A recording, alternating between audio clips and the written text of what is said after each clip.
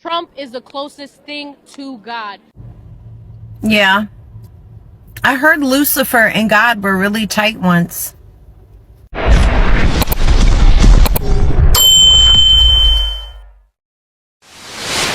Hello my viewers and welcome back to my channel. Now I welcome you to our discussion today where we take a look into a striking statement from a Trump supporter who boldly claims that Trump is the closest thing to God and the solution to America's problems. But is America really more divided than ever? And was there ever a time when Americans were truly united? I don't think so, because historically, America's unity has been tested time and time again. From its birth, the nation was founded on dissent and rebellion against British rule. Now, the Declaration of Independence signed in 1776 marked the beginning of America's journey as a sovereign nation, but it wasn't without its internal conflicts. In reality, America's always been a complex, multifaceted society. The idea of a unified America is more myth than reality. America has faced divisions throughout its history, from the Civil War to the Civil Rights Movement, and even today, America still grapples with deepening political, geographic, and economic divides. So, when was America truly united? Some argue that during times of national crisis, such as World War II or the aftermath of 9/11, Americans came together in solidarity. However, these moments of unity were often short-lived and masked underlying tensions. With that said, let's take a look at the videos and hear what others have to say about this statement. I will be right back. Trump is the closest thing to God. Trump is the closest thing to God, really? Absolutely, absolutely. He's what's going to fix this nation. This nation's corrupt. We're all split. America used to be all together. Yeah. Now we're all split up. Why? We need to come back together. The only person who's going to mold us is God first and then Trump. God, then Trump. God, then Trump, absolutely. But if God's not there, Trump's not going to come out. I'll say that. Kamala comes out, Satan's out, and you better be scared. So you believe that Trump is picked by God? I believe so. I believe that Trump is blessed by God. I believe that Trump has come from blessed parents. His parents worked for what they had. His parents made him, molded him to become the person that he is. But so Trump is selling Bibles for $60. Okay. Is that he's profiting off of selling Bibles? Is that a godly thing to do? Is it a godly thing for the Democrats to be okay with their babies? Is that okay? I guess you answered my question with another question. Okay. Just answer this question.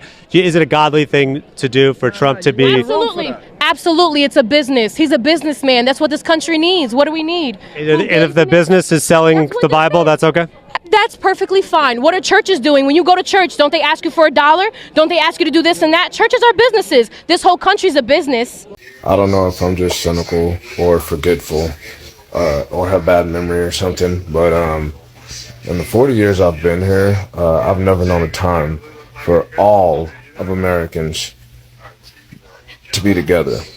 I don't remember one year where every American alive was on the same page. Maybe she just means white America. I don't know. Maybe she means a time where all white people thought the same. And in that case, I guess you can go all the way back to like 1492 to like the early 1600s, because I can't think of a time in any of the history I know of America where even white people were on the same page. So what the hell is she talking about? Y'all let me know. When is this time that America was ever united and unified? It connects to the whole Make America Great Again. It helps me understand that a little bit better. There's some sort of magical time that America was unified, and that is what they want to see again. I also know people in this camp like to bring up the 1950s, but it reminds me of a sign I saw that said, back in the closet, back of the bus, back in the kitchen.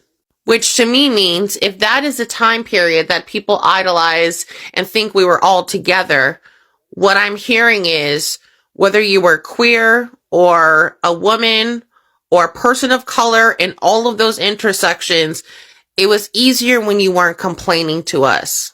It was easier when you kept yours to yourself. Do we have to keep having these parades and seeing you parade around everywhere? It was easier when Black people were just okay being servants and saying, yes, yes, madam, like the help, because well, you never heard about the schminchings and the discrimination and us to vote. The immigrants were white. So I'm sure that was comforting. Let me know what y'all think, because I'm just trying to understand. But again, what is this magical time that we were all united? Unless, again, those really beautiful times were just the times when people didn't protest and share their grievances with the world of how they felt their rights were being violated. It was easier when the system could just operate as it did and nobody complained. Or when they did complain, you knew how to handle it. You could do what you wanted to do to handle it. As Donald Trump said, the good old days, and how you could treat thugs. You know, sometimes, find it. I want that nice with TikTok. I'm already in trouble. How can I say this without getting in trouble? I'll say it in only ways y'all understand it.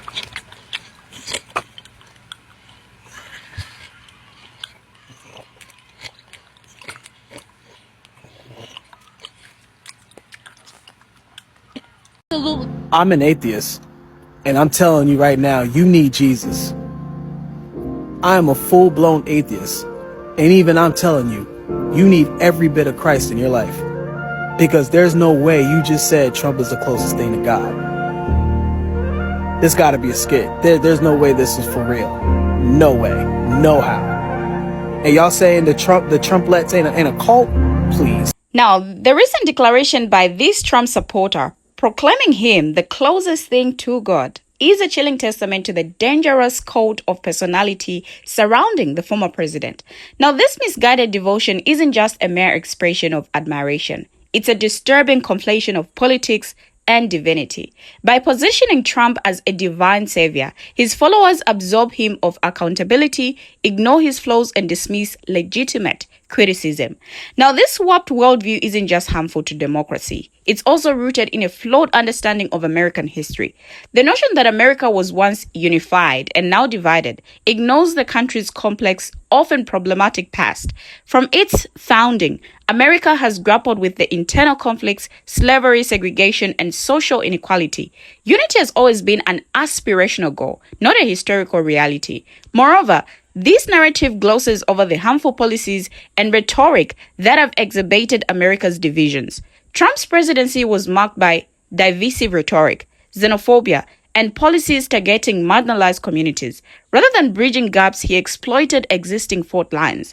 Blind loyalty to any leader is troubling, but when infused with religious favor, it becomes downright dangerous. It undermines critical thinking, discourages dissent, and creates an environment where facts are disregarded and truth is distorted. As Americans, I feel people must reject this toxic ideology and reclaim democracy. Americans need leaders who unite, not divide, who listen, not dictate, and who serve the people, not their own interest. And people must engage in respectful dialogue, confront their differences, and work towards a future built on empathy, understanding, and shared humanity. This cult of personality surrounding Trump is a symptom of a larger disease, one that threatens the very fabric of American society. So I feel people need to diagnose it, treat it, and move forward. Now, what Trump supporters mean when they say that Trump is blessed by God, some even marry this to a time when Donald Trump's narrow brush with a would-be assassin's bee did further convince his evangelical supporters he is blessed by God, reinforcing the messianic undertones of his populist presidential campaign. Trump and his campaign have infused his candidacy with Christian imagery, prompting critics to accuse them of fostering a cult of personality with him as its leader, solely capable of saving an America he falsely portrays as crime-ridden and on the verge of collapse. Now, in interviews with 18 delegates at the Republican Party's National Convention, all but two believed God had a hand in Trump's escape from unaliving. Now, many said that divine intervention was God's way of showing American voters that Trump, and not Kamala Harris, a Democrat, is the right man to occupy the White House after the election. To me, it was God-given protection, said Sharon D. Regan, a Trump delegate from Florida. It was miraculous. It was sent by heaven, and I pray that protection continues. Now, Trump himself cast his narrow escape as the work of God. On Sunday, the eve of his formal nomination as the Republican candidate, he wrote on his Truth Social platform that it was God alone who prevented the unthinkable from happening. Now, in both the 2016 and 2020 elections, evangelical voters staunchly supported Trump despite claims of adultery and misconduct, which he denied. Now, critics in both parties denounce him as immoral and set on dismantling democracy. With Trump convicted in May for a hush money payment to a peace star and facing dozens of other criminal charges as he pursues a second term, some Christian media are portraying him as an instrument of God's will, being persecuted by internal foils. Now, Ray Myers, a Texas delegate, said there's more kind of mystical thing going on. After everything he's been through, everything that's been thrown at him, and now he's even shed his own blood, and he's still here. I don't know how else you can explain it, but God is involved. Now, for voters who believe that Trump is anointed by God, they give his attempted unaliving as an example, another piece of the puzzle that fell into place, said a political scientist at Denison University who specializes in religion and politics. Now, he said the pew-pewing helped affirm for those voters that Trump is battling forces of evil on the other side, and it affirmed his special role as the protector of Christians against the vast forces of evil, including Democrats. Now, Trump and his followers frequently post images of Trump as a Christ-like figure on social media. T-shirts at his rallies also promote this idea, including one of Jesus laying his hands on Trump's shoulders. Now, a New Jersey delegate said there was a strong belief at the convention that God interceded to save Trump, but she cautioned, "We certainly don't want to defy Donald Trump. That's a cautionary tale for Christians." A Republican strategist who is an outspoken critic of Trump said he does not believe the deification of Trump among his supporters helps Trump in a general election. "I think it frightens a lot of voters that a lot of his supporters think he is the Messiah."